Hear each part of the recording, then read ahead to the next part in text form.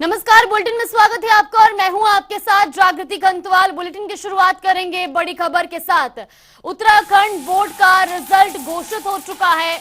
Board ने 10वीं और 12वीं का रिजल्ट घोषित किया है। तो 10वीं में सुभाष चंद्र बख्शी ने टॉप किया है। वहीं आपको बता दें कि हाई स्कूल का 85.17% रिजल्ट रहा। तो वहीं 12वीं में 80.98% का रिजल्ट रहा। इंटर में तनु चौहान ने बाजी मारी है। तो उत्तराखंड बोर्ड का रिजल्ट घोषित हो चुका है। 10वीं और 12वीं का रिजल्ट बोर्ड ने घोषित किया है। वहीं आपको बता दें कि जहां 10वीं में सुभाष चंद्र बख्शी ने टॉप किया है, तो वह इंटर में तनु चौहान ने बाजी मारी है। 12वीं में 80.98% रिजल्ट रहा।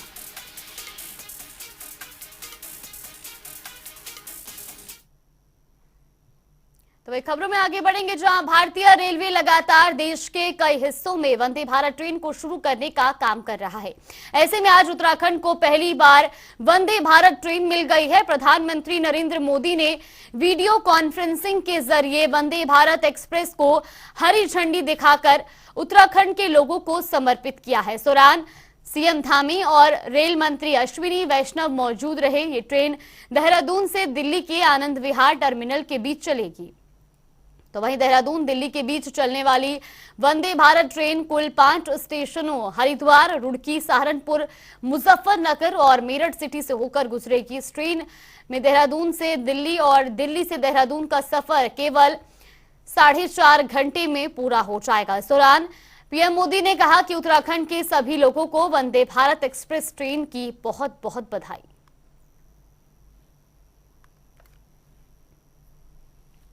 बहुत ही सौभाग्य का दिन है आज कि माननीय प्रधानमंत्री जी देवभूमि को एक अत्याधुनिक ट्रेन वंदे भारत का बहुत बड़ा तोहफा, बहुत बड़ी सौगात दे रहे हैं। साथियों, इस पवित्र भूमि के लिए आप सोचिए, आज से 10 साल पहले जब रेलवे के विकास की बात आती थी केंद्र सरकार की तरफ से, आज से 10 साल पहले मिलता था मात्र 187 करोड़ रुपीस। इतना दुर्गम क्षेत्र, इतने सुंदर पहाड़, इसको डेवलप करना चाहिए कि नहीं करना चाहिए? तो उसके लिए फंड्स चाहिए होते हैं। माननीय मोदी जी ने 2014 में आते ही माननीय मोदी जी ने 2014 में देश की जिम्मेदारी संभालते ही तुरंत उत्तराखंड के लिए फंड्स की व्यवस्था की। रेलवे की 2000 करोड़, 3000 करोड़, 4000 करोड़, और इस साल कितना दिया है मोदी जी ने? 5000 करोड़। 5000 करोड़। साथियों, ये होता है काम करने का प्रधानमंत्री जी का जज्बा और उत्तराखंड के लिए कमिटमेंट। सर्वप्रथम उत्तराखंड की राजधानी देहरादून को वंदे भारत एक्सप्रेस तथा हमारे प्रदेश को 100% विद्युतीकरण रेल लाइन की सौगात देने के लिए उत्तराखंड की देवतुल्य जनता की ओर से आदरणीय प्रधानमंत्री जी का और रेल मंत्री जी का कोटि कोटि धन्यवाद देता हूं। आज देवभूमि उत्तराखंड के लिए ये ऐतिहासिक दिन है और इस ऐतिहासिक दिन को हम सभी को साक्षी बनने का मौका मिला है। ये हम सब का सौभाग्य है।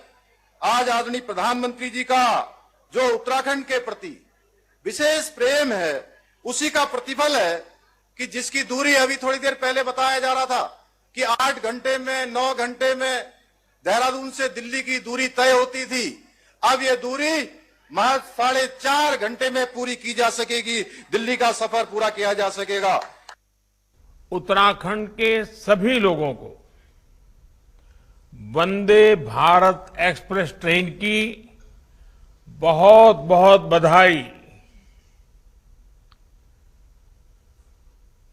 दिल्ली और देहरादून के बीच चलने वाली ये ट्रेन देश की राजधानी को देवभूमि से और तेज गति से जोड़ेगी। वंदे भारत से दिल्ली देहरादून के बीच रेल सफर में अब समय भी काफी कम हो जाएगा। इस ट्रेन की गति तो अपनी जगह है ही, जो सुविधाएं हैं वो भी सफर को आनंददायक बनाने वाली है। उत्तराखंड देवभूमि है। मुझे याद है, मैं जब बाबा केदार के दर्शन करने गया था तो दर्शन के बाद अनायास ही मेरे मुख से कुछ पंक्तियां निकली थी। बाबा केदार के आशीर्वाद स्वरूप ये पंक्तियां थी और यूं ही मैं बोल पड़ा था, ये दशक उत्तराखंड का दशक होगा।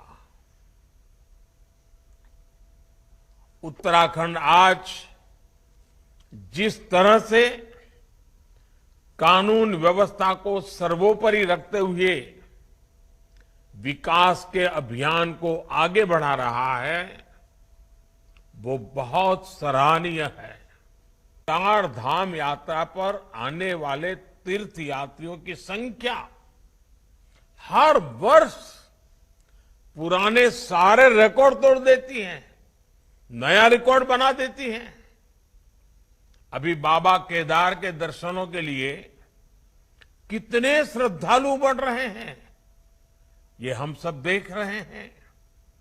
हरिद्वार में होने वाले कुंभ और अर्ध कुंभ में दुनिया भर से करोड़ों श्रद्धालु आते हैं।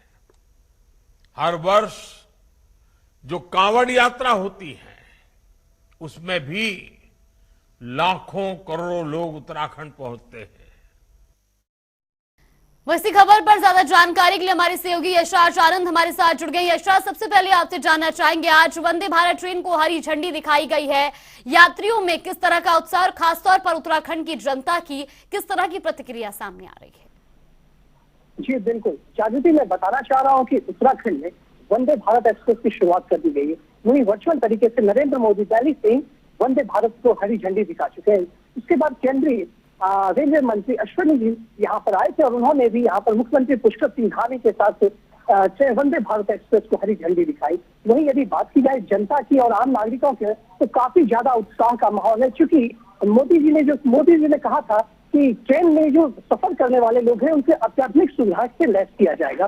तो बिल्कुल उसी तरीके से इस ट्रेन की यदि बात की जाए तो यह ट्रेन काफी अत्याधुनिक सुविधाओं से लैस की गई है। और साथ ही साथ सबसे बड़ी बात यह है कि लोगों को राहत वहां पर मिलती है जब समय का बचत हो जाता है। तो वहीं पर उत्तराखंड में जो वंदे भारत एक्सप्रेस चलाया जा रहा है, जो देहरादून से आनंद विहार तक चलाया जा रहा है, यह मात्र 4.5 घंटे में पहुंचा दिया जाएगा। यानी कि शताब्दी एक्सप्रेस जो देहरादून से चलकर दिल्ली जाती है, जो नई दिल्ली जाती है, उससे भी 1 घंटे कम समय में यह पहुंचा देगी। तो ये अपने आप में एक बहुत बड़ी बात है, लोगों का समय का बचत होगा, लोगों में एक उत्साह है। सबसे बड़ी बात है कि आरामदायक जर्नी, आरामदायक एक यात्रा की जाएगी, सुख सुविधापूर्ण लैस होगा, झटके जो लोग ट्रेन को लगते हैं वो नहीं होंगे। और दूसरी सबसे बड़ी बात यदि बात की जाए तो यह ट्रेन जो है पूर्णतः मेक इन इंडिया पर निर्भर है। यानी कि इस ट्रेन के जितने भी कोच हैं, इस ट्रेन में करीब 8 कोच हैं। ये सारे कोच, ये ट्रेन पूर्णतः भारत में स्वदेश निर्मित है। ये अपने आप में एक बहुत बड़ी बात है, क्योंकि मेक इन इंडिया का भी लगातार नरेंद्र मोदी के द्वारा, प्रधानमंत्री के द्वारा यह प्रयास किया जा रहा था, उसके तहत भी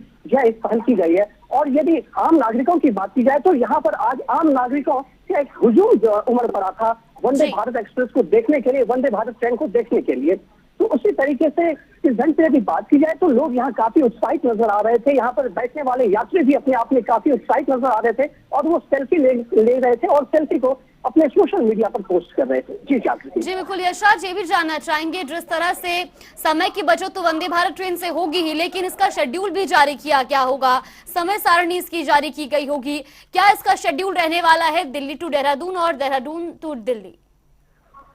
जी बिल्कुल, मैं आपको बताना चाह रहा हूँ कि देहरादून से यह ट्रेन 7 बजे सुबह खुलेगी और 11:30 बजे यह ट्रेन आनंद विहार पहुंचेगी। और वहीं शाम 5:20 पर आनंद विहार से यह ट्रेन खुलेगी और 10:30 बजे देहरादून आएगी। वहीं इसका मात्र 4 स्टॉपेज है।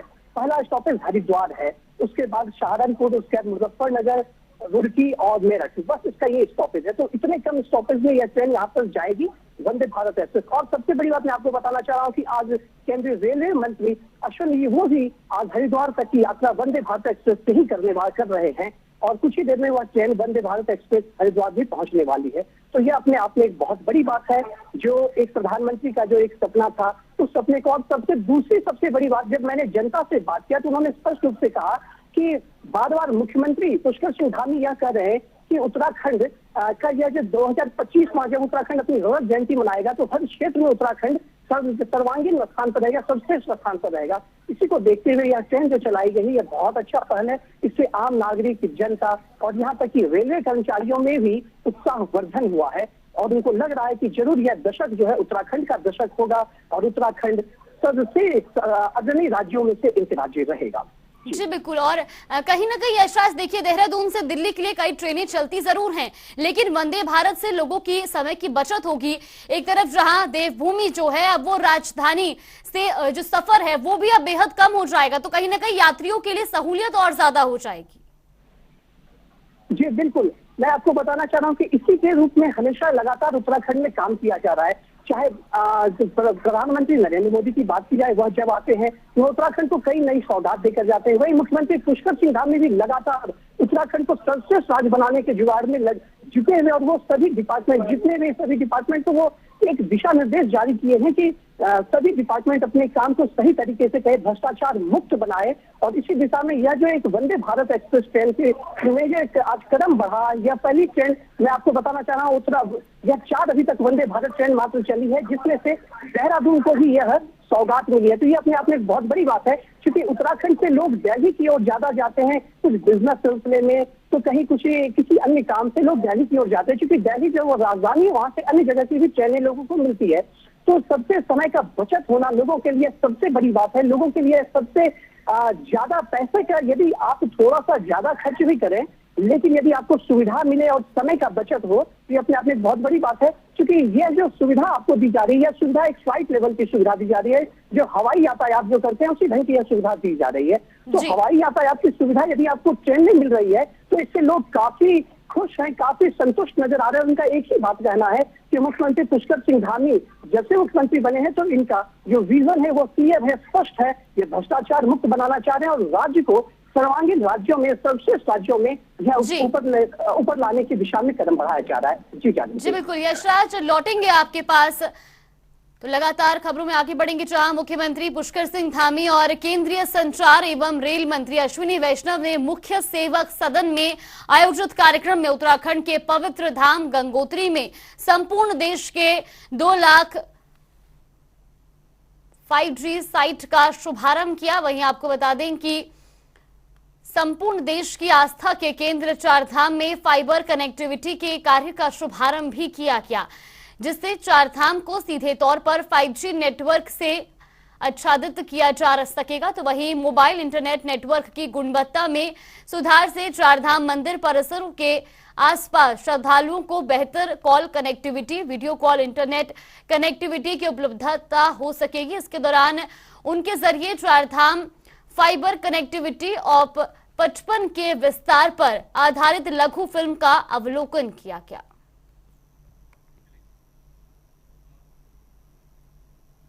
तो उत्तराखंड को वर्ष 2025 तक सशक्त राज्य बनाने के लिए प्रदेश सरकार ने कमर कस ली है। विभागों की ओर से तैयार किए गए अल्प, मध्य व दीर्घकालिक रोड मैप को धरातल पर मूर्त रूप देने की दिशा में सरकार सक्रिय हो गई है। इस क्रम में मुख्यमंत्री पुष्कर सिंह धामी ने विभागों के रोड मैप की समीक्षा की श्रृंखला शुरू की है। उन्होंने कृषि और उद्यान विभागों के रोड मैप की समीक्षा करते हुए राज्य में मिलेट यानी मोटे अनाज उत्पादन को बढ़ाने पर ध्यान केंद्रित करने के निर्देश दिए हैं।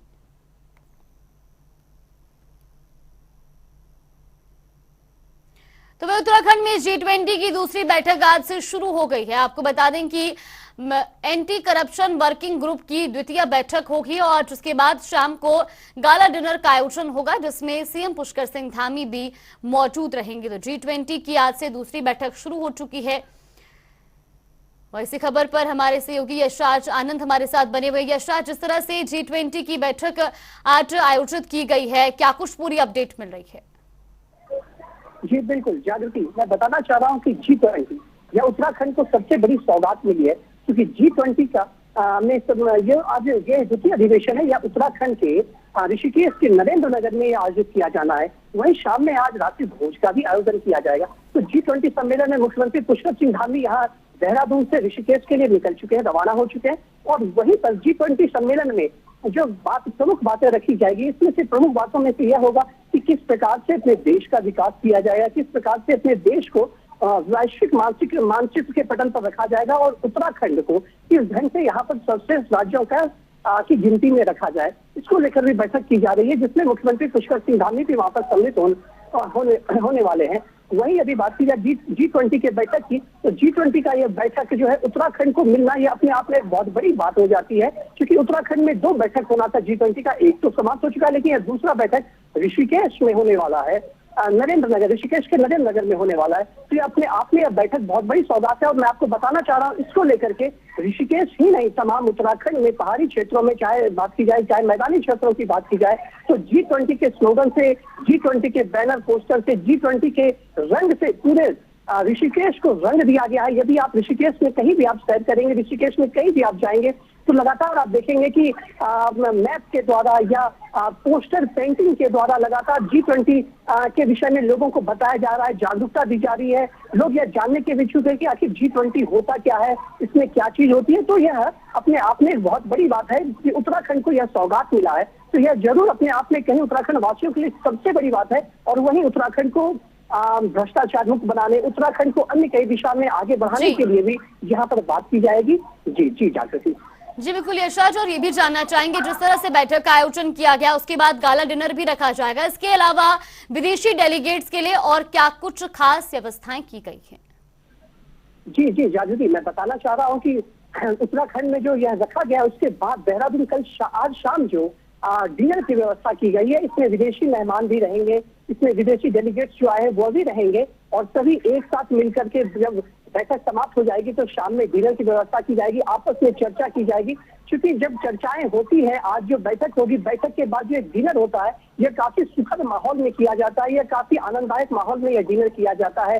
सभी लोग एक दूसरे के, अभी तक तो दोपहर में क्या है कि जब बैठक होगी तो सभी वार्तालाप करेंगे, एक दूसरे से बातचीत करेंगे, किस प्रकार से बढ़ाया जाए एक देश को दूसरे देश से, किस प्रकार से संबंध स्थापित किया जाए, किस प्रकार से वैश्विक संबंध के रूप में आगे बढ़ाया जाए, भारत का क्या दृष्टिकोण है इस संबंध में, भारत कहाँ पर स्टैंड कर सकता है, इस दिशा में बात किया जाएगा। वहीं इसलिए डिनर का मुख्य प्रावधान जो होता है कि गेट टुगेदर होना, गेट टुगेदर तो पहले ही हो जाते हैं, लेकिन डिनर में गेट टुगेदर होने का अर्थ होता है कि सभी का एक दूसरे से लगाव बढ़ जाना, एक दूसरे के साथ वार्तालाप करते, एक दूसरे से बातचीत करते। ये अपने आप में बहुत बड़ी बात होगी कि यहाँ के डेलीगेट्स, जो बाहर से डेलीगेट्स आए, मेहमान आए हैं, वे उत्तराखंड के लजीज व्यंजनों का भी आनंद लेंगे, उत्तराखंड की पेंटिंग को भी देखेंगे, उत्तराखंड की समृद्धि और यहाँ की संस्कृति को भी देखेंगे।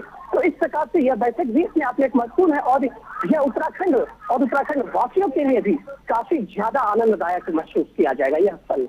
जी जागृति। जी बिल्कुल यशराज, बहुत बहुत धन्यवाद आपका हमारे साथ जुड़ने के लिए और तमाम जानकारी हम तक पहुंचाने के लिए।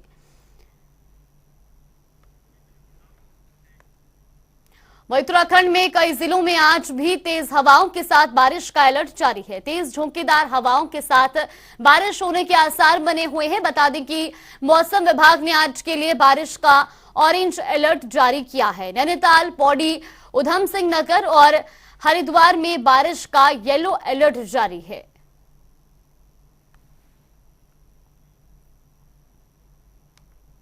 तो वहीं हरिद्वार में लक्सर कोतवाली क्षेत्र स्थित एक निजी टायर फैक्ट्री के पास भीषण सड़क हादसा सामने आया, जहां हादसे में बाइक सवार 3 लोगों की मौके पर ही दर्दनाक मौत हो गई।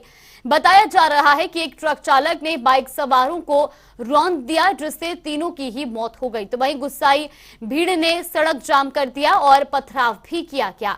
फिलहाल मौके पर भारी भीड़ जमा है और घटनास्थल पर पहुंची पुलिस मामले को शांत कराने में जुटी हुई है। तो वहीं पुलिस ने मृतक तीनों लोगों के शव को कब्जे में ले लिया है और पोस्टमार्टम के लिए अस्पताल भिजवाया है।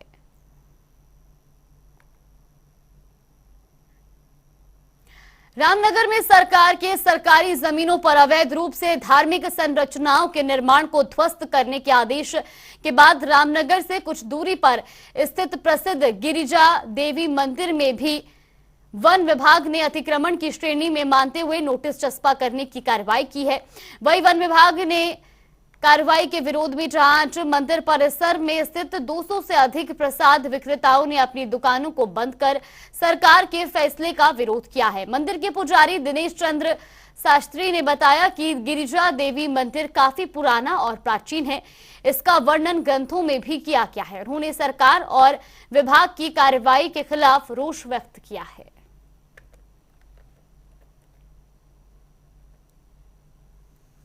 दया किशन सुयाल, मैं वहाँ का एक स्थानीय दुकानदार हूँ।